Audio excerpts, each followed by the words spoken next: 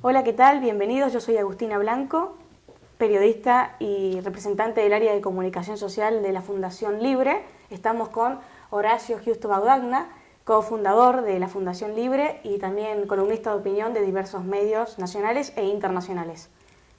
¿Cómo estás, Horacio? Bienvenido. Muy bien, hola Agustina, ¿cómo estás? Muy bien, muchas gracias por haber accedido a esta entrevista. Gracias a vos por invitarnos. Bueno, el día de hoy tenemos pensado conversar un poquito del marxismo y de la Iglesia Católica. Un tema medio álgido.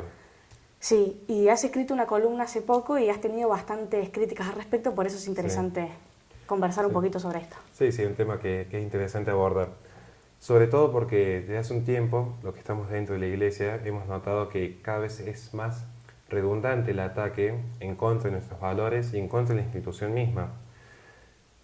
¿Cómo se plantea este fenómeno o cómo lo analizamos en América Latina?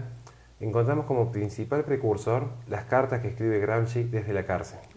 En una de sus últimas cartas, él plantea todo lo que era el movimiento, lo que particularmente después se transforma en el neomarxismo, lo que termina siendo el marxismo cultural. Él dice que justamente la lucha armada ya no iba a proliferar.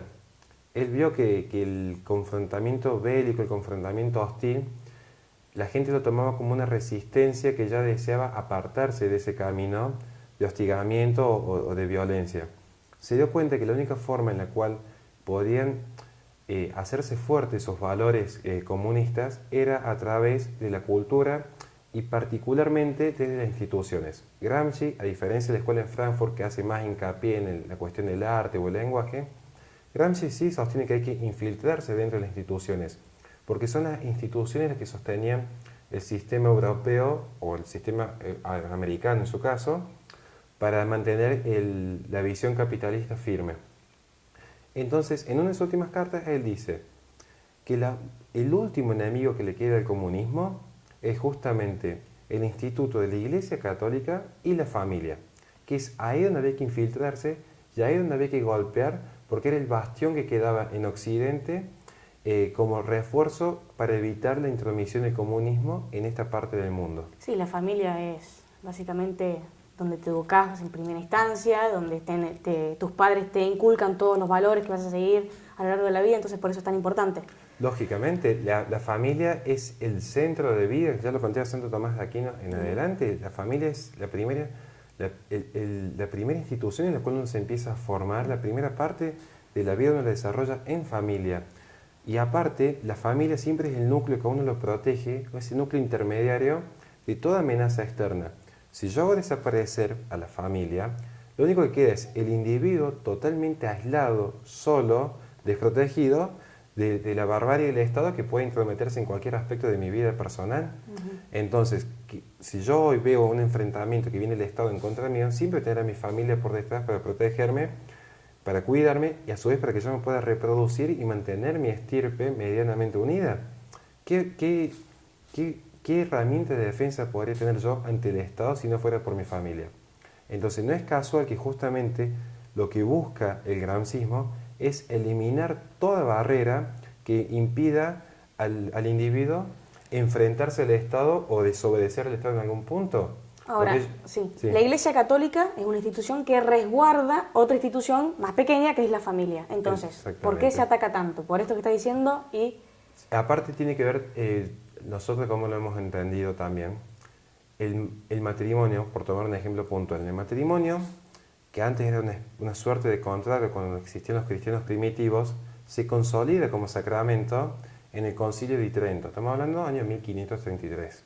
Desde entonces, la familia ha sido el núcleo destinado exclusivamente a la educación y formación en valores del niño. O sea, la primera sociabilización que tiene el niño es siempre a través de su familia.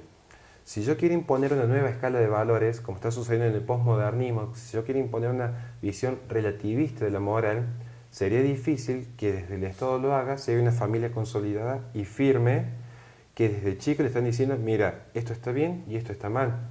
Si yo quiero de repente a una persona que fue bien educada en familia, decirle desde otras instituciones como los medios de comunicación o el gobierno, es todo relativo, sería difícil que de grande yo le logre cambiar la mentalidad. Entonces lo que busca justamente el gramscismo es decir, bueno, destruyamos todos estos artífices para que nosotros impongamos nuestra verdad relativizando todas las demás verdades que existen en Occidente. Es por eso que en las marchas feministas de Ni Una Menos, tanto en Argentina como en otros países, podemos ver grafitis dibujados como, por ejemplo, muerte a la Iglesia Católica y algún otro que es Iglesia, quiten de nuestros ovarios vuestros rosarios. ¿Qué significan todas estas cosas y todas estas agresiones? Bueno, para nosotros el comunismo en cualquiera de sus versiones siempre ha sido violento. El comunismo intrínsecamente es violento, es perverso en sí mismo. Entonces, lo que nosotros vemos acá en estas cuestiones de la pragmática, de la vida política cotidiana, cuando se hacen estas marchas de Ni Una Menos o los encuentros nacionales de mujeres donde más se plasma, es una cuestión muy redundante en contra de atacar los valores cristianos. Porque el pensamiento europeo, el pensamiento americano, el pensamiento occidental se consolida con dos grandes pilares. La idea del capitalismo, o sea, esa forma de producción, de decir, bueno, yo compito, yo hago mérito, yo progreso por mis propios medios sin depender de los demás y sin afectar la libertad de los demás, y los valores cristianos, como es la solidaridad libre, es decir, yo ayudo a mi prójimo porque me nace, por una cuestión moral, no porque se me es impuesto. Entonces, esta forma de construir el sujeto occidental, obviamente que genera un rechazo impresionante a las formas colectivistas o totalitarias de Oriente, o del marxismo mismo, como se quiso implementar en su momento en Europa. Fijémonos que en Europa el marxismo nunca llegó a sentarse, se termina sentando en Rusia, en China, y vimos los resultados devastadores con los millones de muertes que se ocasionaban por la violencia misma que imponen. Ver una marcha de las feministas hoy, en el siglo XXI, es ver plasmado la forma en la que estas nuevas corrientes marxistas buscan amedrentar a cualquier sujeto que tenga una independencia de pensamiento. Ellos dicen, la Iglesia nos quiere imponer a nosotros nuestros valores, lo cual es falaz.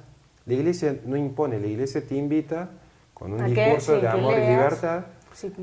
La Iglesia esencialmente sería una doctrina, o sea, te invita a que vos compartas, que si te quieres sumar, adherir, si estás en contra, no vas. En cambio, las feministas, a falta de fundamentos, van imponiendo por la fuerza. Ellas van y atacan a cualquiera, sea mujer o varón, porque acá tiene una doble moral bastante interesante para analizar. Ellas dicen, acá hay que respetar a las mujeres, pero si hay una mujer que es católica, que de repente se opuso al aborto, son atacadas, pero violentamente, con golpes físicamente ya. Y esto está registrado ya. En cualquier canal de YouTube uno lo puede encontrar a esto. Bueno, Horacio, pero acá hay una cuestión que es inminente, que no podemos negar, y que es la cuestión de los sacerdotes que han abusado de menores de edad, de niños, de niñas, actualmente, anteriormente. No vamos a dar ningún nombre porque hay causas que están abiertas, pero seguramente el televidente, cuando mencionamos esto, se les viene a la cabeza algún nombre de algún sacerdote conocido que está lidiando con estas cuestiones en la justicia. ¿Qué podemos decir a este respecto? Porque no podemos negarlo y es una realidad. Sin lugar a dudas que no se niega esa realidad. Te lo digo como miembro en una fundación contra el abuso sexual infantil. Quien comete un abuso padece una patología, que es la perversión. Entonces, quien es perverso puede ser perverso tanto como cura, como policía, como docente, como metalúrgico, en cualquier área que se desempeñe. ¿Por qué es perverso? Profesiones, no poner el acento en... Exactamente, el tema es, ¿por qué se pone el acento en la Iglesia Católica? Ahí está la cuestión de fondo. Volvemos a lo que se explicó antes. Cuando una persona quiere atacar una institución, la va a atacar por el punto más sensible, el punto más débil.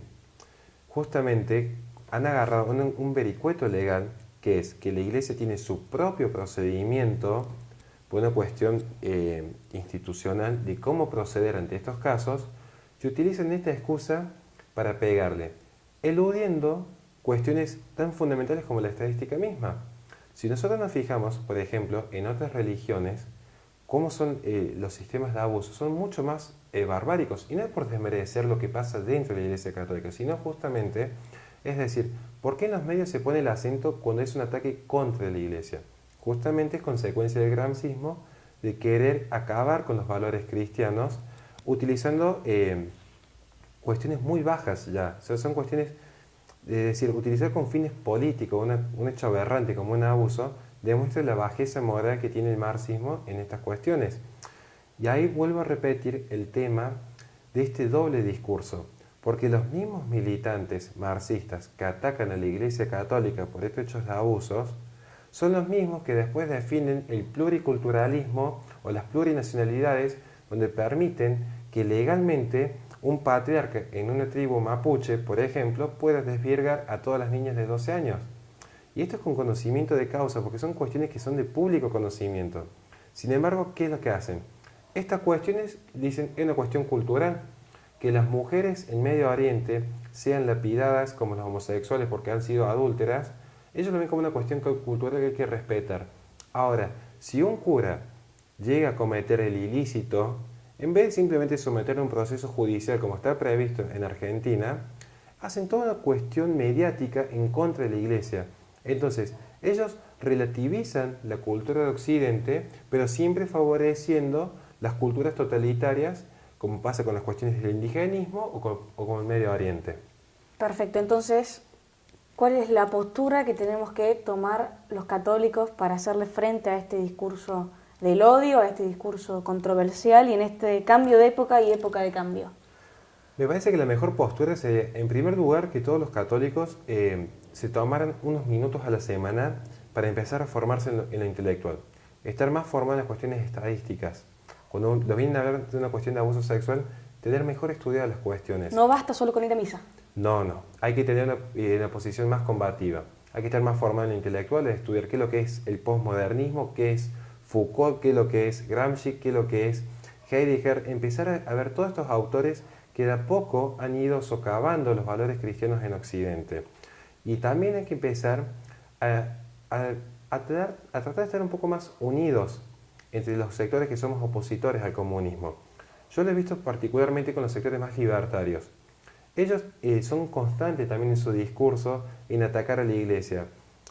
Curiosamente, cuando ellos hablan que hay que separar Iglesia de Estado, se olvida que esta premisa que la plantea Thomas Jefferson es lo que dijo, que la Iglesia tiene que ser libre de predicar. Justamente, tiene que impulsarse la libertad religiosa dentro del Estado. No que el Estado se convierta en una religión secular que socave las demás.